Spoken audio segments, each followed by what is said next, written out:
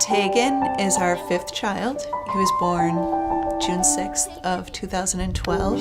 Can you do it? Yeah. And it was an uneventful pregnancy. So when he was born, he looked completely fine. He looked completely healthy, but the doctors noticed that his feet were blue and his hands were blue. And they heard a heart murmur, and they did find 3 holes in his heart. So when he was 10 weeks old, he went into heart failure at home. And so I brought him to the emergency room.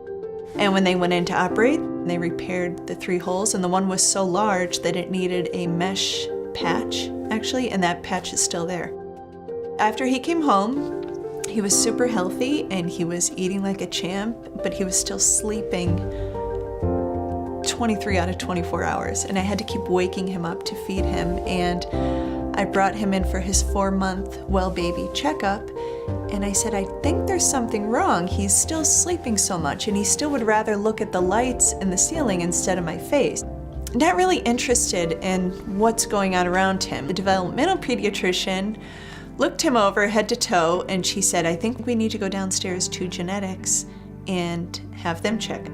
So by that time, I'm terrified. I'm thinking this is something lethal. We're gonna lose our baby. I don't know what's wrong with him. So they called, and she's like, are you sitting down? It was the geneticist. And I said, yes. And she said, we're sorry to tell you, your son has Down syndrome.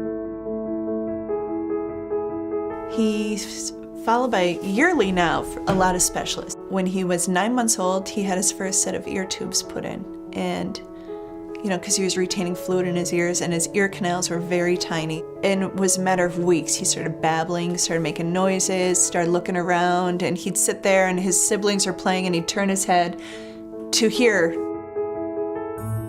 He follows an ophthalmologist, and he addresses blocked tear ducts, which are very common in Down syndrome. He sees cardiology once a year. He sees geneticists once a year.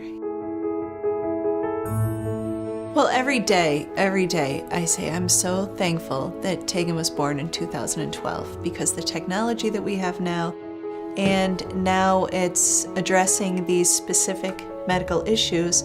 Some of them are a quick fix, like tubes in the ears, and that improves his quality of life tenfold. Run, I'll get you. Over the past 5 years, Taegon has thrived. Taegon. Good catch.